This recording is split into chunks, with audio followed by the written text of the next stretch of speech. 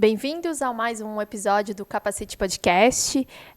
Meu nome é Tuane, para quem não me conhece, eu sou uma das apresentadoras, das hosts aqui, junto com meu esposo Alisson. E o Capacete Podcast tem um propósito muito claro, que é trazer informações atualizadas, e em especial com convidados que tenham expertise sobre determinados temas. Então aqui a gente fala de comércio exterior, desenvolvimento pessoal, como que está o mercado, muita coisa bacana. Então eu já faço um convite para quem não é inscrito no nosso canal, se inscreva para acompanhar aí os nossos episódios. Já faço convite também para curtir o nosso vídeo aqui, comentar o que você está achando.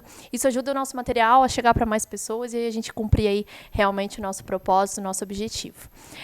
Hoje é o nosso episódio número 17 e a gente vai falar um pouquinho sobre os desafios na área de comércio exterior. É um tema importantíssimo, que são muitos desafios, e a gente trouxe uma super convidada, especialista. Ela veio diretamente de São Paulo hoje para estar passando aí um tempo com a gente, contar um pouquinho da experiência de vida dela e de como o comércio exterior tem desafios tanto no Brasil como em outros países, é o que a gente vai comentar com vocês. Então, seja bem-vinda, Érica, muito feliz de estar conosco hoje, contribuindo com o teu conhecimento e com o teu tempo. Obrigada por aceitar aí o convite. Eu que agradeço, para mim é um prazer enorme poder estar aqui hoje compartilhando um pouco, digamos aí, da minha experiência, da minha vivência nesse mundo que é o comércio exterior. E é isso aí, eu vim aqui para a gente poder realmente agregar para o pessoal que está assistindo, levar um pouco mais de informação para que as pessoas comecem a se inserir um pouco mais, né? Porque eu acho que a gente não tem muito conteúdo assim específico de comércio exterior. Então, eu é que agradeço aí o convite. Legal. E um dos propósitos mesmo quando a gente criou o podcast foi realmente isso. Hoje, se tu procurar conteúdos no YouTube, é muito difícil tu achar. Até a gente conversar um pouquinho nos bastidores, né? Hoje a faculdade ela não te ensina tudo. O curso de inglês não vai te deixar pronto. É muita vivência e você sair da zona de conforto. Exato. Mas a gente vai falar um pouco disso durante o episódio. Primeiro, eu vou pedir para tu se apresentar, Érica. Conta para o pessoal quem é você, onde você mora hoje, os teus negócios, para o pessoal te conhecer um pouquinho melhor. Se quiser já comentar o teu Instagram. E no final também eu vou deixar aqui anotado tanto no Spotify quanto no YouTube. A Érica tem se posicionado muito no digital, participado de várias lives. Ela posta muito conteúdo bacana, inclusive fora do Brasil, realizando novos negócios, como que está a estrutura lá fora. Então acompanhem, um Instagram bem bacana aí para a galera de Comex. Bom, eu sou a Érica Santiago, eu estou na área de Comex há cerca de 18 anos. Comecei aí muito nova até, porque eu comecei antes até de optar por fazer comércio exterior. Eu estava no processo de escolha de graduação, queria muito fazer medicina, era algo que realmente eu almejava, cheguei a fazer cursinho para poder prestar vestibular na USP. Mas nesse meio tempo eu conheci o comércio exterior, porque eu entrei numa empresa, comecei a trabalhar nessa empresa muito nova, e aí eu me apaixonei, eu me encantei pela área, a empresa tinha um gerente, me encantei e resolvi que eu iria fazer uma graduação em comércio exterior. Quem quiser acompanhar meu Instagram, @Érica Santiago Comex, eu tento hoje compartilhar um pouquinho aí da minha história lá. Justamente por isso, porque eu vejo que não tem muito conteúdo e eu acho de extrema importância as pessoas que têm aí uma vivência começar a compartilhar, porque eu vejo muitos entrantes no mercado, muitas vezes assim, que entra de paraquedas e às vezes não sabe muito bem que caminho seguir ali dentro, né? Então, eu estou no momento hoje que eu quero poder compartilhar, né? Eu passei aí por uma trajetória aí com vários desafios no caminho. Aprendi muito, sigo aprendendo, porque eu acho que comércio exterior não tem rotina, todo dia é um novo dia, uma nova história, nenhum embarque é o mesmo, né? Verdade. Cada embarque é único. Então, eu quero poder compartilhar o que eu aprendi e estar sempre aprendendo mais também. Que legal. Esse é o meu objetivo hoje. Iniciei sempre na área da saúde, assim, bem interessante até, porque eu queria fazer medicina. Verdade. Acabou vindo de encontro, né? E eu acho que eu deixei a medicina também um pouco de lado, porque eu percebi que eu me envolvo muito com a dor das pessoas, né? E eu percebi que isso poderia ser uma trava aí para mim dentro da medicina. Por outro lado, dentro do comércio exterior, eu iniciei na área da saúde, tive um breve momento que eu parti para alimentos, não me adaptei muito bem, voltei para a saúde e estou até hoje, né? Até como empreendedora, quando eu decidi empreender, eu queria fazer comércio exterior, mas voltado para a área da saúde, que é uma área aí que traz muitos desafios, né? É uma área, eu diria que se você exportar produtos para a saúde, você exporta qualquer outra coisa, porque a regulamentação é muito forte, é muito pesada. Então, hoje eu me sinto uma profissional com uma visão muito sistêmica do todo, sabe? Principalmente pela área da saúde, porque você acaba tendo que saber não só de compra e venda de produtos, como de toda essa questão regulatória, que você acaba saindo um pouco aí do que você foca como comércio exterior, né? Que quando a gente pensa em comércio exterior, a gente pensa, bom, eu vou vender alguma coisa, vou receber por aquilo, né? Acha que é simples no primeiro momento, né? Exatamente. E a gente passa muito por isso dentro do Brasil. Porque, infelizmente, a nossa cultura hoje é muito voltada para, você vai vender, você é uma vendedora, como um gerente comercial no Brasil. Uhum. E, na verdade, não é, né? São trabalhos totalmente diferentes. Né? Muitas particularidades. Muitas particularidades, e que se você não tem conhecimento para fazer, isso te gera multas, isso gera uma frustração na empresa que está tentando levar seu produto para fora, ou fazer o contrário, né? Importar, trazer um produto para o Brasil. Porque quando ele se depara com um problema, muitas vezes ele acredita que não pode fazer aquilo. Eu vejo hoje, né, pessoas assim na indústria brasileira, empresários, que tiveram experiências ruins. Muitas vezes a gente busca um novo parceiro, faz reuniões, e aí você percebe que ele tentou entrar numa área internacional, seja por meio da importação ou exportação, porém não foi preparado para aquilo, e aí acabou se frustrando, né, porque começou da maneira errada, tomando as decisões erradas, né? Então, hoje eu tento trazer um pouco dessa necessidade de profissionalizar essa área, da gente ter um controle melhor disso, até porque eu vou até um pouco mais além. Eu acho que quando a gente atua no comércio exterior, a gente está levando a imagem do nosso país para fora, né? Perfeito. Então, tanto o empresário que quer levar o teu produto, como a pessoa que atua nessa área como um profissional, ela é um cartão de visita do país dela, né? E se você não faz um trabalho inicial legal, a gente continua com essa cultura de um país que não tem tecnologia, que só exporta o grão para depois trazer ele refinado, né? Acaba que a gente não muda essa visão que o pessoal lá fora tem do nosso país, né? Que legal. Vamos iniciar aqui vamos tentar dividir aí numa sequência para a gente seguir aí uma lógica com o pessoal. Vou pedir primeiro para tu comentar com a gente qual que foi o principal desafio ou os principais desafios quando tu pensou assim, vou sair de trás da zaga, vou sair e vou para o gol, vou abrir a minha empresa, vou tentar iniciar nesse mercado de uma outra ótica. O que a Érica enfrentou no Brasil, quando vou começar a empreender? Quais que foram esses primeiros desafios? Que tudo começa com a abertura da empresa, né? Claro. E a gente tem muitas coisas a cumprir, principalmente na saúde. Eu imagino que as licenças, as obrigações, a vigilância, a fiscalização deve ser enorme. Conta um pouquinho pra gente. Eu acho que quando você decide empreender, eu acho que o primeiro desafio é você lidar com os seus medos, né? Você tem que lidar com os seus, com o da sua família, e muitas vezes de pessoas que acabam que não gostam tanto de você, né? Porque a gente acha que a gente pode se autoavaliar como uma pessoa que é correta, que é boa, mas sempre tem alguém que não gosta muito de você, né? Todo mundo tem um inimigo invisível, E essas pessoas também vão tentar te desanimar nesse processo. Total. E é importante a gente estar preparado para isso. Então, eu acho que o meu primeiro desafio foi esse, foi entender que esse era o meu caminho, o melhor caminho para mim naquele momento. Eu me questionava muito, várias vezes, quanto estão te pagando para você desistir dos teus sonhos. Eu vou pedir consegue um caderno e uma caneta para mim, porque com certeza eu vou ter muitos aprendizados hoje, muitos insights e eu gosto de anotar. Então, como eu tô sem computador, eu vou rapidinho pedir pro Alisson, porque tu já falou muita coisa bacana. Tem um caderno ali. Desculpa, eu tô... Fica à vontade. Peraí, rapidinho. E a gente continua, nem vai ter corte, tá, gente? Eu tô pegando um caderno para anotar, porque eu tô aqui, sempre que eu tô aqui para aprender. Então, eu sempre converso com alguém e com certeza tem muitos insights para aprender. E hoje não vai ser diferente. Obrigada, Love.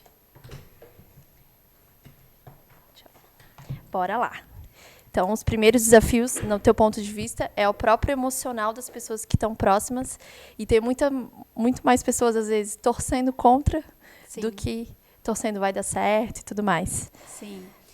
E eu venho de uma família onde todo mundo vem de uma cultura CLT. E aí a gente é criado no Brasil para entender que você precisa se formar e você precisa entrar numa empresa, uma boa empresa, de preferência uma multinacional, fazer a sua carreira e esperar o dia da sua morte, né? Eu tinha esse pensamento, tá? E nada contra quem também. pensa, assim. Eu também. Mas... E aí, num determinado dia, eu acordei e eu entendi que tudo aquilo que eu acreditava não me cabe mais. Eu fiz toda essa trajetória, né? Eu cheguei no meu objetivo como CLT, de gerenciamento de área e tudo, mas eu não me sentia feliz, porque eu estava sempre buscando algo mais. Eu sempre achava que eu poderia fazer algo mais. Que legal. E aí esse foi, assim, um momento meu de, não, peraí, eu preciso agora ir por um outro caminho, né? Eu acho que eu quero partir para o empreendedorismo. E aí você trava essa luta interna com você, muitas vezes até com a sua família, porque a sua família não quer te ver sofrer, isso é natural, né? Muito arriscado, tu vai sair da tua zona de conforto, tem aquele fixo lá garantido, aí entra uma mistura de sentimentos, né? É aquele fixo garantido, é a sua carreira, mas você lutou por isso. Só que aquilo não faz mais sentido para você, né? Você quer lutar por outras coisas agora.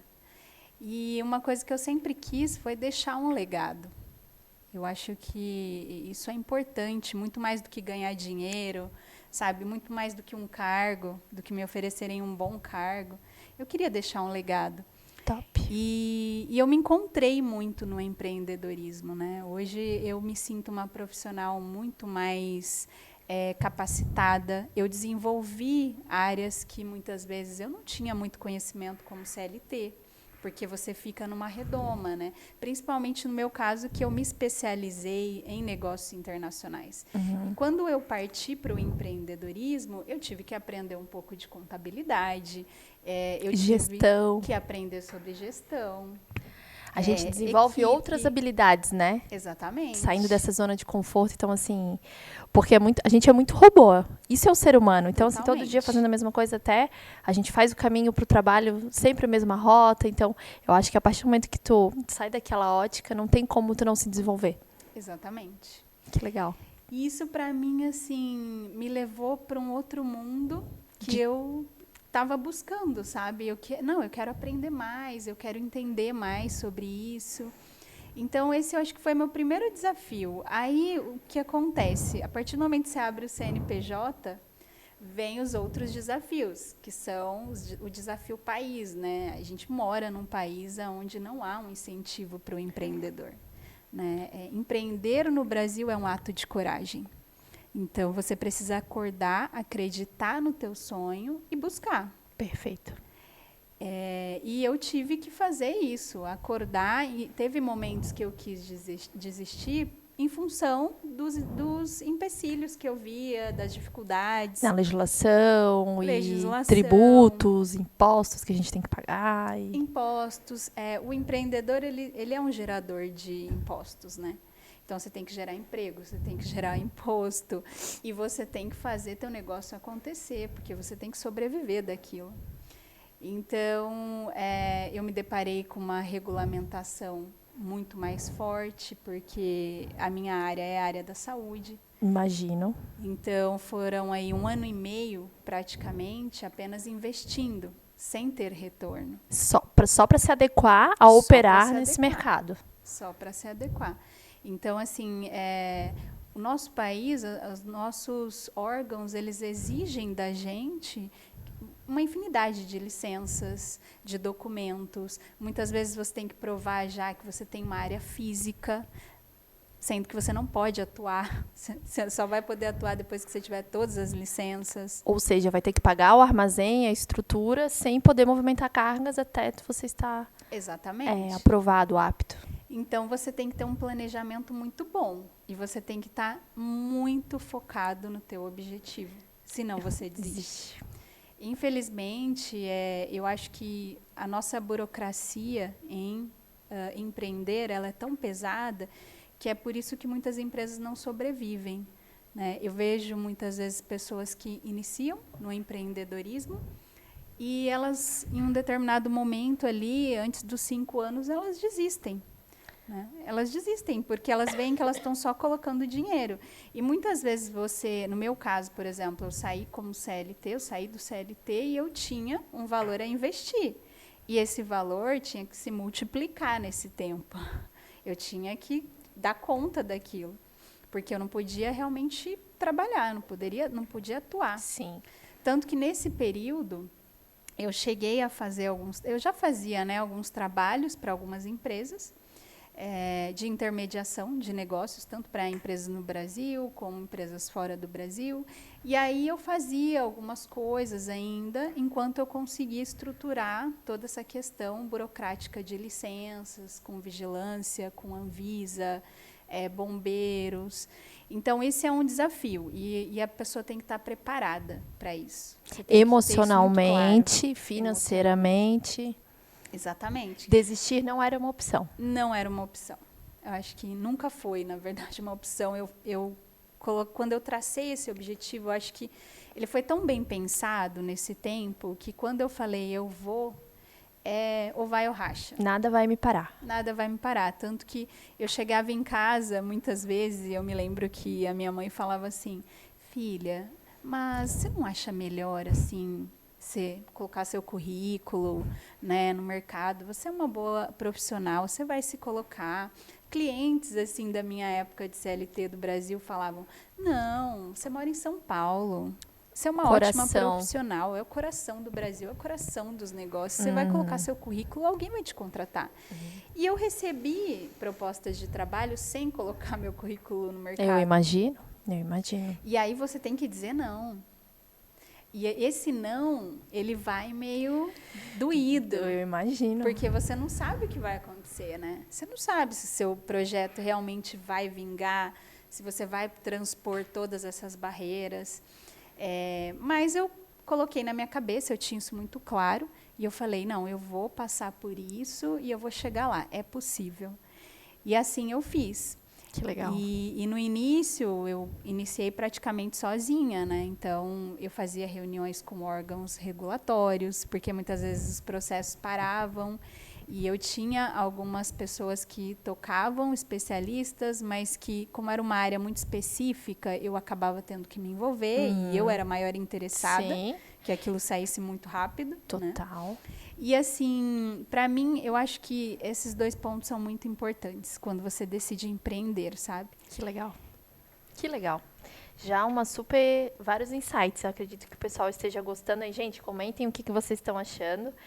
E deixa eu te perguntar agora. Estou consultando aqui a minha pauta, tá, galera? Agora falando um pouquinho dos desafios Brasil, né? A Érica tem muita experiência lá fora, viaja muito.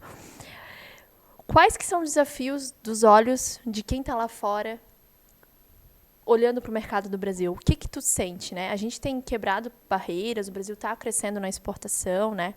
Lógico, no agro a gente é referência por uma necessidade mundial. Então, assim, a gente consegue quebrar um pouco as barreiras, mas nos outros setores não. Queria que tu comentasse um pouquinho com a gente sobre as tuas experiências na questão de exportação e quando tu visita os clientes lá fora, desenvolver os parceiros lá fora. Eu vejo muito claro que quando a gente tenta desenvolver um parceiro lá fora, a nossa imagem como exportador, como importador, ainda não é das melhores, né? Eu percebo isso quando eu vou para uma feira, por exemplo, em Dubai, na Alemanha. Eu chego no stand, muitas vezes a empresa fala: nossa, você é do Brasil? Eu já perdi muito dinheiro com o Brasil. Nossa. Eu já ouvi isso, sabe? E é triste. É triste, mas é uma realidade. Tem uma porcentagem que tu comentou comigo nos bastidores, de uma das referências aí, de professores. Quantos % de negócio que tu comentou comigo? Então, eu acompanho muito o professor Minervini, e ele é excelente. Inclusive, quero mandar um abraço para o professor. Eu utilizei o livro dele na minha especialização, no meu trabalho de conclusão, e eu gosto muito da forma com que ele coloca a experiência dele no comércio exterior. Hoje, ele até citou lá um dado de 60% a 70% dos negócios, né, que se iniciam, negócios internacionais, eles não são concluídos por essa dificuldade, essa falta de conhecimento de várias questões aí para atuar nessa área. Nossa, é muito alto esse número. É muito alto. Muito alto. E assim, se você olha, por exemplo, para dados do SESEX, eu me surpreendi recentemente, porque nós estávamos analisando alguns dados de 2020, onde eles constataram que menos de 1% do total de empresas brasileiras exportam atualmente. Nossa! Então, é muito pouco. E, com certeza, esse menos de 1%, a grande maioria, é commodity, né? A gente exporta o grão e adquire refinado. Eu estava vendo semana passada uma movimentação do governo para financiar exportações para a Argentina, onde a gente vai financiar, porque eles não têm condições de pagar, né? Quebradas, né? E a gente vai financiar o quê? Exportação de peças, de carros, e depois a gente vai comprar esses carros deles. A gente vai importar. Nossa. Então, essa é a imagem que a gente tem lá fora. E aí, além disso, o brasileiro hoje, né, acho que até o latino em geral, muitas vezes ele parte para os negócios internacionais sem fazer o trabalho de base, né? Muito legal a gente falar nisso. Sem fazer esse trabalho de base que é imprescindível, porque você está levando o nome do seu país, né? As pessoas muitas vezes entendem que exportar é simplesmente você mandar um produto para fora, receber dinheiro e importar vice-versa. Mas é muito mais do que isso, né? Você está levando o nome do seu país. O que tu pode elencar para a gente que faz parte dessa base? O que tu acha que são os... Lógico, a gente pode iniciar falando de buscar um bom fornecedor, um bom fabricante, com um bom produto. Com certeza. Acho que esse seria o primeiro ponto, quando alguém... quero desenvolver um negócio, por onde eu começo? Eu acho assim, a gente tem duas frentes, né? Exportação e importação. Quando eu penso na importação, eu te diria o seguinte, o que eu percebo? Muitas vezes a empresa que quer importar, ela não faz aquele trabalho de base, de fazer o levantamento de custos disso, né? Será que é viável? Será que vai chegar aqui com margem para você trabalhar? Perfeito. Será que não é melhor eu avaliar quais são as exigências que esse produto vai sofrer quando chegar aqui? Eu tive casos de clientes brasileiros, né, que eu atendi com produtos brasileiros, que depois me buscaram pedindo que eu auxiliasse em processos que eles tentaram fazer de importação, sem qualquer preparo, simplesmente fazendo um contato lá fora, muitas vezes pela internet, que hoje te dá todas essas possibilidades. E aí, a gente tem sites aí internacionais, Alibaba, as pessoas entram ali, fazem um contato, muitas vezes através de Google, né, joga ali no Google Translator, joga lá e pede para o fornecedor enviar. E aí, quando chega aqui, percebe o problema, porque o Brasil é um dos países mais regulados, mais protecionistas, né, do mundo. Então, a gente tem uma proteção, uma barreira muito forte para a importação aqui. E eu já vi casos assim de empresas que abandonaram cargas. E nesse processo de importação, muitas vezes é 100% pagamento antecipado. Exatamente. Principalmente quando você inicia, ninguém vai te dar crédito. Entende? Se você negociar com a China hoje, é 30% no mínimo para começar a fabricar. Exato. Então, você vê as empresas perdendo dinheiro, se frustrando. Por um não planejamento. Por um não planejamento. Por não tomar as decisões certas, as escolhas certas. Então, infelizmente, isso é uma realidade quando a gente pensa na importação. E eu diria que quando a gente pensa na exportação, eu às vezes converso com possíveis parceiros assim nacionais, que a gente quer levar o produto deles para fora. E aí, o que a gente percebe? A empresa teve um start lá para exportar. Aí, o que ela fez? Vou para a Alemanha. Vou para uma feira na Alemanha. A primeira coisa que eles fazem. Ou vou para uma rodada de negócios. Até esses dias eu estava vendo uma matéria sobre isso. E o que acontece? Primeiro você precisa fazer teu trabalho de base, você precisa olhar para a tua empresa, né? Será que você tem capacidade produtiva? Seu produto ele está ali com o idioma do país que você vai mandar? Como que está o rótulo disso, a embalagem, né? Que certificações você tem desse produto? Então, não é feito esse trabalho. Você tem um profissional capacitado? O que a gente vê? Tem uma pessoa aqui que fala inglês, morou ali alguns meses, trabalhou nos Estados Unidos, vou colocar ela, porque isso é só vender. É só entrar aí na internet, achar alguém e vender. E aí, o que acontece? A nossa imagem fica ainda pior no exterior. Então, hoje, eu faço, muitas vezes, um trabalho de mostrar para o meu cliente lá fora, ou para o meu fornecedor, que ele pode confiar no Brasil. Que tem empresas aqui que podem sim fazer negócios confiáveis, que ele pode confiar e que a gente pode fazer uma parceria a longo prazo. Mas eu já ouvi, por exemplo, eu estava desenvolvendo um mercado europeu, e aí um possível cliente, um potencial cliente falou assim para mim: Érica, eu não gosto de comprar do Brasil. E eu disse: nossa, mas por quê? Porque é muita instabilidade. Os profissionais de comércio exterior é uma rotatividade enorme nas empresas. Entra um, sai outro, ninguém sabe qual que é o meu processo. Eu peço alguma coisa, solicito um documento, a pessoa não sabe nem o que eu estou falando. Nossa, eu até vou dar um parênteses agora só para a gente não perder a linha de raciocínio. Como é um desafio gigantesco para a área de comércio exterior para encontrar profissionais. Assim, eu vou falar da nossa região, né? Hoje a gente está em Itajaí, para quem não sabe, né? No Lado de Navegantes, 2 cidades portuárias. No momento, infelizmente, o Porto Itajaí não está operando, mas abriu um novo edital. A gente está aguardando aí as novas manifestações de empresas, mas Itajaí, durante muito tempo, foi top 1 a nível Brasil, né? E aí a gente tem o Porto Itapoá aqui perto, Navegantes, São Francisco do Sul. Então, Santa Catarina é um estado que respira comércio exterior, assim como São Paulo, né? Santos. E eu estou em vários grupos de comércio exterior, vários, até porque o que eu acho muito bacana no Comex, pelo menos na nossa região, Érica, é que a galera é muito unida. Então, a gente tem happy hour do Comex aqui, o pessoal tira muita dúvida. Gente, eu estou com tal dúvida, classificação. O pessoal nos grupos se ajuda muito, sabe? E tem muita vaga. Tá chovendo vaga de emprego na área de comércio exterior aqui na nossa região e não encontra profissionais. O pessoal de RH no grupo, até tem empresários nos grupos falando: gente, desesperado para preencher vaga e não tem pessoas. Não tem pessoas capacitadas. Porque o que a gente sente? A pessoa entra, aprende um pouquinho, aí alguém já chama no LinkedIn, porque hoje o LinkedIn é uma super ferramenta profissional, eu adoro, mexo muito no LinkedIn, mas há um assédio muito grande na parte profissional. Aí as pessoas vão ali, oferecem um pouquinho a mais do que a pessoa ganha hoje, a pessoa não está capacitada, mas ela vai para uma entrevista dizendo que está. Aí essa empresa contrata. Chega lá, tudo que ele não prometeu na entrevista, muitas vezes ele não tem a capacidade intelectual ainda para fazer. Aí o que acontece? Desliga a pessoa volta ao mercado de trabalho. As pessoas, e talvez eu vou falar de geração, porque a nossa geração, eu trabalho há 16 anos com Comex, estou há 18. A gente está vivendo uma geração que quer tudo imediato e não quer ter uma maturidade profissional. E isso acaba queimando as empresas que estão prestando serviço e a usuários de que vêm lá fora. A alta rotatividade no comércio exterior, eu acho que é um dos principais problemas nas empresas aqui.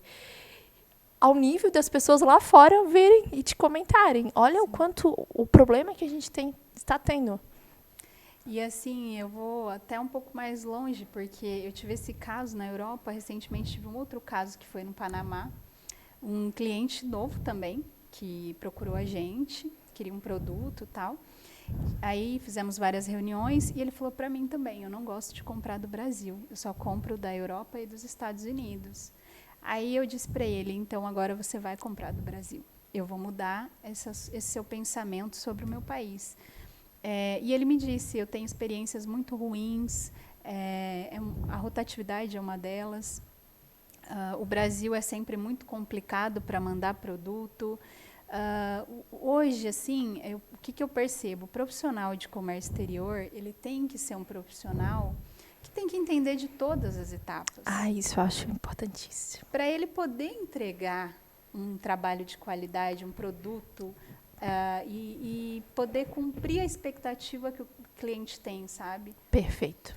Isso é muito difícil. Muito difícil. Isso vai muito mais do que você negociar um produto, receber e mandar, né? É você escolher o melhor modal de envio. Eu tenho clientes, por exemplo, que fazem um pedido com a gente e falam, olha, está aqui minha conta FedEx, me mande por FedEx. Mas eu sei que o valor desse frete vai ficar absurdo, que o meu produto vai chegar lá e não vai chegar com um custo legal e ele vai me comprar uma vez só. Isso. Então, eu vou e direciono ele. Você não quer mandar isso por uma via aérea normal? A gente usa um agente de carga. Eu faço aqui uma simulação para você ver a diferença que vai impactar. Então, é muito mais além. E quando você fala de um gerente nacional no Brasil, como que isso funciona? Eles vendem... vou vender FOB, né? Que no Brasil é muito simples. É FOB. E, na verdade, o FOB que a gente fala, né, que é Free On Board, é totalmente diferente o conceito, né? Daquilo que a gente faz. Porque a gente não vende FOB, a gente vende Ex-Works. Ex-Works, quer dizer? Né? Não tem como. Exato, e a gente fala FOB. Então, fica essa mentalidade de que o processo é o mesmo. Da mesma forma que eu vendo no Brasil, eu vou vender para o resto do mundo. Mas aí é que tá. A responsabilidade é totalmente nossa educar os clientes e os parceiros. Estou passando pela mesma situação também de uma carga de Portugal. E eu vejo que é um desafio, assim, a gente explicar a legislação para eles, né? Até para um cliente que está começando a importar. E, assim, essa questão, até voltando no que tu comentou, eu acho importantíssimo. Eu sou boa em trade. Eu sei fazer o desenho logístico e tributário para os meus clientes. Eu não sou agente de carga. Claro. Eu preciso contratar um parceiro de confiança. Mas eu preciso entender do porta a porta da operação para eu poder apresentar para o cliente a melhor logística, melhor custo. E eu acho que isso falta um pouco nas empresas também, Érica, bem como tu disse, assim. Eu só sou responsável pelo caderno. O copo e a xícara não tem nada. Não, se tu está fazendo a gestão, vocês têm que trabalhar em uma equipe, né? Eu acho que todo mundo tem que pensar em prol do cliente. Sim. Então, assim, eu acho que esse é um grande desafio do brasileiro. Sim, e eu acho que vem aquela mentalidade de preciso economizar em tudo, né? Outro ponto e aí importante. Tira, na verdade, aquela falsa ideia de que eu encaro o investimento como um custo. Isso. Né? E tem coisas que não é custo, é um investimento. Então, aí você pega uma pessoa ali que muitas vezes só fala o inglês e coloca ali porque ela é mais barata. Você deixa de pegar uma pessoa capacitada ou de contratar uma empresa capacitada para fazer esse processo, fazer uma parceria com uma empresa que sabe o que está fazendo, que vai desenvolver o negócio para você. Eu tenho casos de parceiros que a gente iniciou uma conversa, não fechamos o negócio. O parceiro me dizia que não, eu vou direto, eu vou abrir escritórios em cada país. Eu falei, nossa, realmente o investimento vai ser pesado. Abrir um escritório em cada país, entender a cultura de todo mundo, atuar localmente em cada país. E aí o tempo passou, a empresa não saiu do lugar, a gente se reencontrou, resolvemos fechar uma parceria e em 1 ano e meio a gente já fechou vários negócios com produto. Legal. Então, assim, essa é a diferença. E aí, às vezes, você vê as empresas patinando, porque não tem conhecimento, não se alia a um bom parceiro. Eu acho que isso também é uma questão no Brasil, sabe? Infelizmente, a gente tem um problema sério aqui de entender que ninguém cresce sozinho. Eu posso ser excelente, eu não vou conseguir crescer sozinho. Eu tenho uma limitação, todo mundo vai ter. Então, lá fora, eu acho que isso é muito claro, sabe? Porque eu já atuei com empresas da Alemanha, da Indonésia, da Itália, e para eles isso é muito claro, que eles precisam de um parceiro especialista para desenvolver determinados negócios.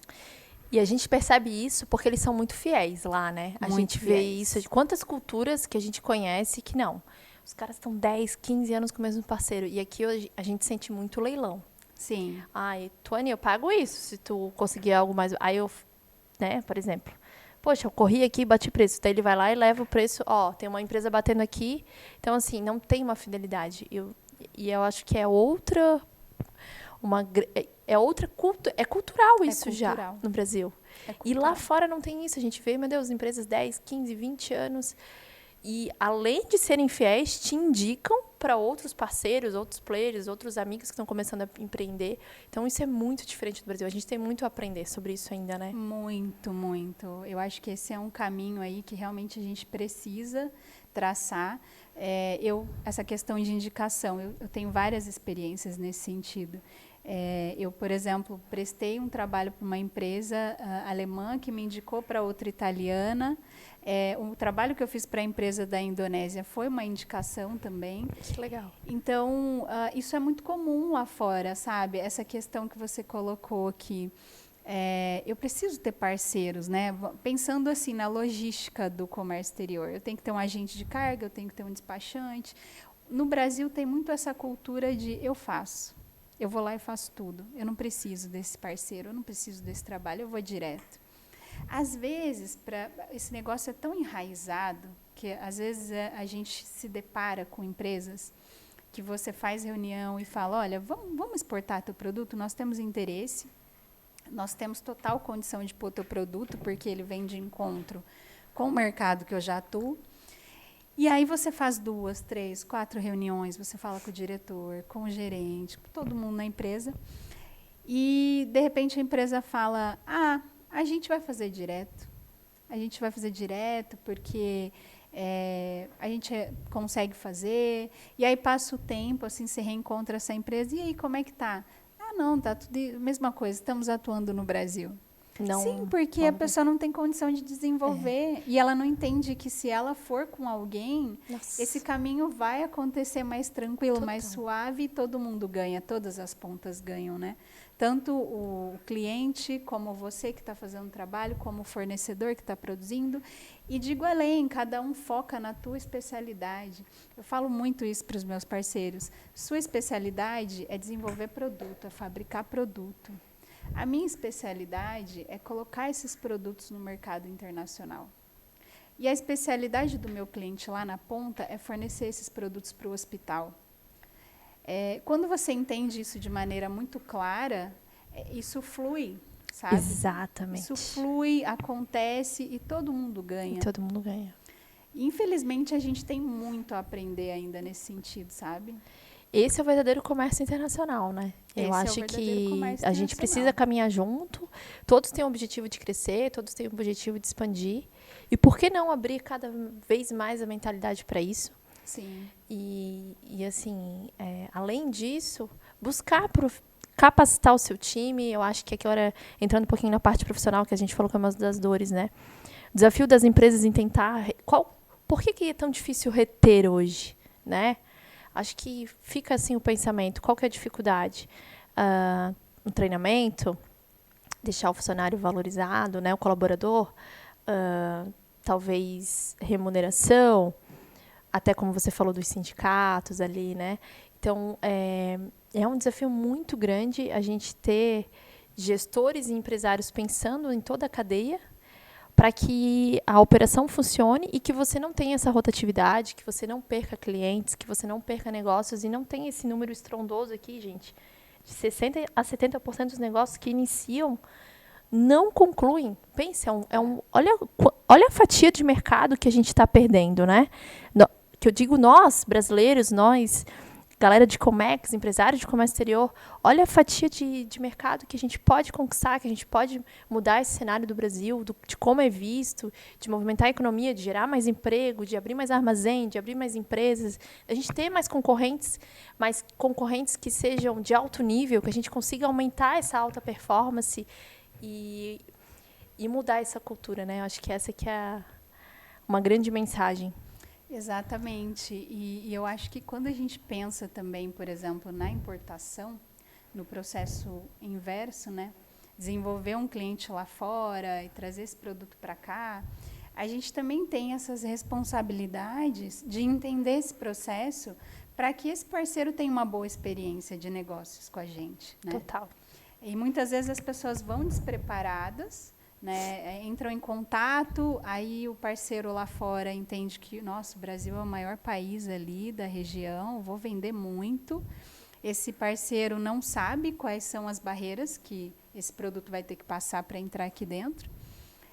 E simplesmente manda esse produto, porque o parceiro aqui pediu para enviar. Esse produto muitas vezes fica retido na aduana, gera uma frustração, porque se fica retido aqui e a empresa aqui não retira, esse produto pode voltar para lá ou pode ser destruído, gerar custos. Então, até quando a gente pensa também na importação, a gente enxerga muito, sabe, esse despreparo.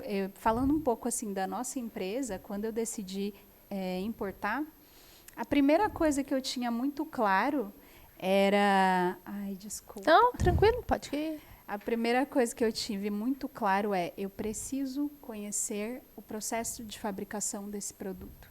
Eu preciso ir além. E visitar a fábrica, conhecer na raiz, né? Conhecer na raiz, ir na fábrica, ver como esse produto é fabricado, quais são os insumos que são usados nesse produto. Então, eu me senti tão responsável que a primeira coisa que eu fiz foi, eu vou até a fábrica conhecer e ver o que é que eu estou trazendo para o meu país. E eu vejo hoje, eu me deparo com várias empresas que importam sem nunca nem ter visto o dono da fábrica antes, sabe? Sem Também fez ali algum isso. contato no e-mail, às vezes nem fez reunião, nem virtual. Não pediu amostra. Não pediu amostra, sabe?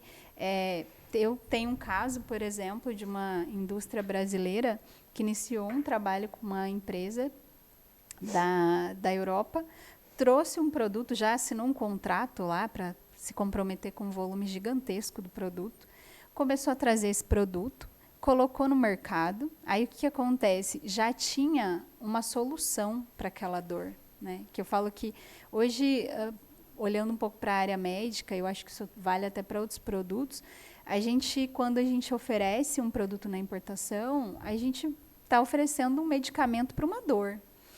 Então, eles não analisaram o mercado e começaram a trazer, e o fornecedor lá fora pressionando para cumprir o contrato. E aí, tudo que trazia ficava parado no estoque, porque a solução que o hospital já tinha era gelo. Era um produto de resfriamento, só que o hospital utilizava gelo. E aí eles estavam oferecendo um produto que custava muito mais do que o gelo, né? E aí gerou uma frustração, a empresa perdeu muito dinheiro, as últimas cargas até chegaram no Brasil, foram abandonadas porque o custo de armazenagem era altíssimo. Imagina. Né, que é um ponto muito considerável que as empresas não fazem esse cálculo, não colocam no papel isso. Eu falo que o profissional de Comex ele tem que ser ágil, né? Ele tem que entender muito de um pouco de tudo ali dentro da logística, ele tem que ser ágil. Esse produto tem que chegar no Brasil e ele tem que sair da aduana em tempo recorde, porque cada segundo é custo. Total. Né? É custo. Então, a gente passa isso na pele. Então, hoje, o nosso processo ele é muito redondinho. Por quê? Porque eu consigo enxergar todas essas etapas. Né? Eu faço esse trabalho de base antes de trazer um produto para o Brasil. Que legal. E nós trazemos com a nossa marca, né? Sim, isso é outro ponto importante. Então, a minha responsabilidade é ainda maior. Sim, total. Porque eu me equiparo a um fabricante. Sim. Embora eu não seja, eu me equiparo a um. Sim. A própria Anvisa, né, quando a gente faz o processo na Anvisa, ela entende que o importador, né, que é muitas vezes o detentor da regularização do produto, ele é como se fosse um fabricante, ela cobra ele como se fosse um fabricante. Então, é uma responsabilidade muito grande que você precisa ter pessoas preparadas para fazer. No teu setor é muito mais delicado, né? Porque a responsabilidade com a saúde, ela vai além, e o risco de processos e de muita coisa. Exatamente, então, muito além. E assim, ainda no nosso caso, além da gente trazer esses produtos para o Brasil, a gente leva esses mesmos produtos para a América Latina. E o processo, ele... Super delicado. Super delicado. E ele vai tomando uma proporção, assim, hoje, se eu tiver qualquer problema com um produto em um país da América Latina, por exemplo, esse problema vai ser reportado para o meu cliente, que reporta para mim, que vou reportar aí para o meu parceiro. Então, é uma cadeia de responsabilidades, né, que vai gerar resultado se estiver muito bem conectada, mas que precisa de pessoas muito bem preparadas, capacitadas para fazer aquilo acontecer. E eu acho que a gente precisa hoje profissionalizar muito mais essa área, sabe? O fato de não termos um conselho de classe agrava muito isso, né? Eu acho que quando se tem um conselho de classe, a gente consegue ter um controle melhor, né, das pessoas que estão atuando, ter pelo menos o mínimo, né, que se necessita para atuar, porque não é só falar inglês. Né? Não é só ter um contato. Eu sempre falo isso, tem parceiros meus que falam, mas eu tenho um contato aqui. Tá, mas o seu problema não é ter um contato. Contato é a coisa mais simples que tem. Existe é muito toda maior uma do que preparação isso. antes, né? É muito criterioso. Érica, estamos indo aí para os nossos minutos finais.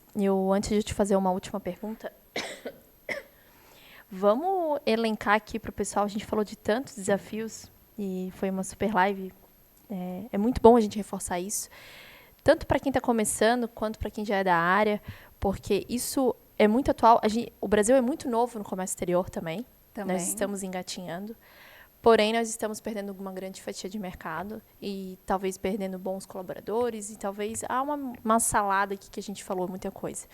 Mas se a gente pudesse elencar aí, em resumo do que a gente falou, né, juntas, vamos tentar aqui. Primeiro ponto, né, um business plan, a partir do momento que você entende que você quer começar um negócio, né? Sim. A importar, a exportar, a prestar serviço, dentro do seu propósito e o quanto você está disposto a fazer acontecer, né? Não ligar para as murmurações. Exato. Buscar bons fornecedores, fabricantes, parceiros da cadeia logística, eu acho que é outro ponto importantíssimo, porque você não vai chegar longe sozinho, bem como a Érica disse aqui para a gente, né? A gente precisa unir forças para que a gente consiga consolidar e melhorar a imagem do Brasil e realmente trazer o resultado melhor possível para o cliente final, que é o mais interessado de todos, né? Afinal, Exato. Todos ganham, né? Acho que mais um ponto que a gente falou que é super legal é os profissionais, né? A equipe, os seus colaboradores. Fundamental, né? Você se preocupar um pouco com isso, né? No treinamento, na capacitação, na valorização.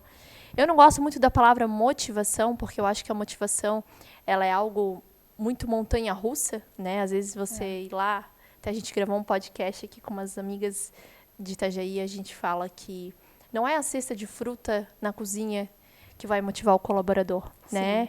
As pessoas hoje têm falado tanto, tu vai lá ler a vaga, vejo muito isso, cesta de frutas. Não, legal, não estou criticando. Mas não é isso. Acho Sim. que a preocupação de uma empresa, de um empresário, de uns gestores vai muito além disso, como a gente comentou, para que essa alta rotatividade pare um pouco, diminua, e que a gente consiga preencher essas vagas aqui, que estão tantas vagas em aberto no mercado que está crescendo, né? Como a gente falou, a gente está começando no comércio exterior, né, o Brasil. Exato. Então, tem muito ainda a conquistar.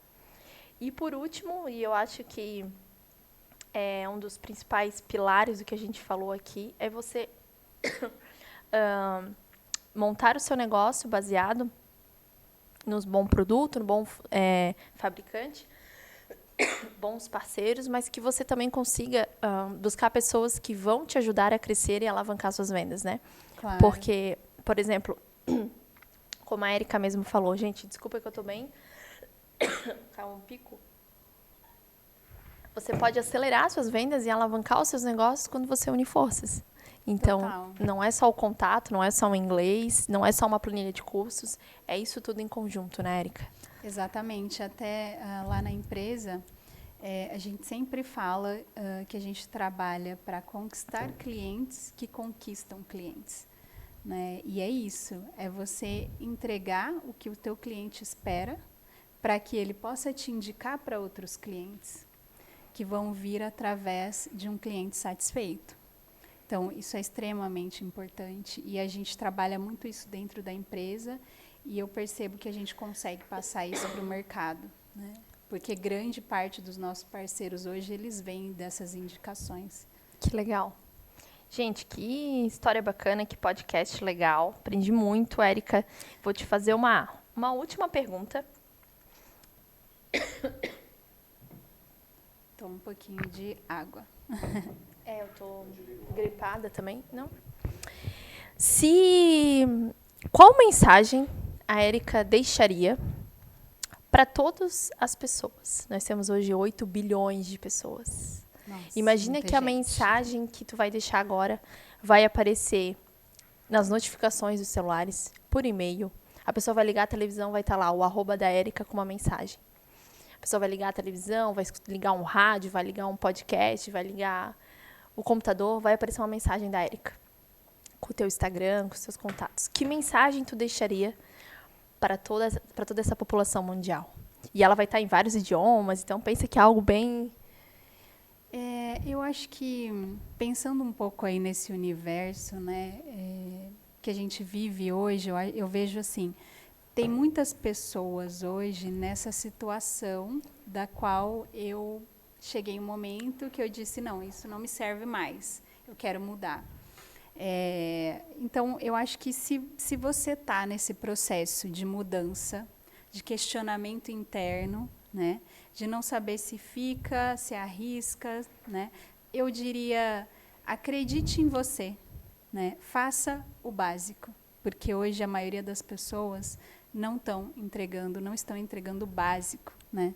A gente tem uma carência hoje de básico mesmo, sabe? Às vezes a gente pensa em empreender e a gente fica pensando em coisas mirabolantes, que para você empreender você tem que ter um projeto muito mirabolante, muito incrível. E isso trava as pessoas, né? Porque elas não se veem capazes de realizar algo assim. Acham que a régua está muito alta, mas não tá, né? Exatamente. Muitas vezes é o básico, né? É você acreditar em você, você acordar todos os dias e pensar no teu objetivo, acreditar na tua capacidade, se unir aos parceiros corretos e seguir em frente, sabe? Eu acho que o sucesso ele vem muito da persistência, né? A gente fala muito em sorte, em competência, mas ele vem da persistência. Então, eu diria isso, se você está nesse momento, né, eu tenho vários amigos que eu vejo que estão em multinacionais e que não estão felizes, sabe? Que querem um outro tipo de vida. E eu acho que empreender é muito mais do que você achar que você vai ficar milionário, né? Porque tem essa falsa ideia também. Eu vou empreender porque eu vou ficar milionário. Não. Na verdade, é muito mais do que isso, é você ter um propósito, né? O dinheiro é consequência de um propósito muito bem planejado, executado.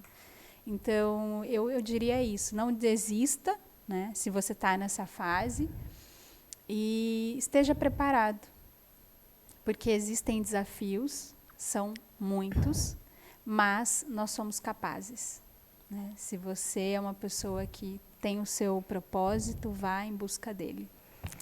Que legal, totalmente alinhado ao que eu penso, ao que a gente pensa e ao que o Capacite está aqui para tentar trazer para as pessoas, né, experiência de vida e dicas e estratégias e realmente compartilhar que tudo depende da gente, né? Sim. Ninguém vai poder fazer por você. E não pare. Eu até esses dias eu postei aí 31 dias de agosto, frases, e uma delas eu falei sobre isso, né? Eu quero ver o que vai acontecer se eu não parar, né? E isso é para qualquer área da nossa vida, né? Claro. Um relacionamento, uma sociedade, uma operação, um novo negócio. Então, Érica, quero te agradecer pelo teu tempo, por estar aqui compartilhando com a gente. Foi um episódio muito, muito legal. Peço para quem assistiu aí, curtam, comentem o que vocês acharam. Eu realmente gostei muito. Eu notei muita coisa legal aqui que é sempre importante a gente reforçar. E vamos com certeza, vamos gravar mais um episódio aí para compartilhar com o pessoal, mas te agradeço imensamente por esses desafios do comércio exterior, que eu tenho certeza que agregou muito pro pessoal. Obrigada, tá? Obrigada, eu. Viu? Um prazer estar aqui com vocês, com o pessoal que já te segue, o seu público. Espero poder ter contribuído um pouco. Sem dúvida, muito. E fico à disposição. Muito obrigada mesmo. Obrigada. Gente, obrigada. Então, curtam aqui, compartilhem esse vídeo se fez sentido para vocês, tanto no Spotify quanto no YouTube. E quero aproveitar também para agradecer os nossos apoiadores que passaram aqui durante todo o podcast. E sigam a Érica, o arroba dela vai estar aqui na legenda e também na divulgação durante o episódio do Capacete Podcast. Um abraço, uma excelente semana e até a próxima.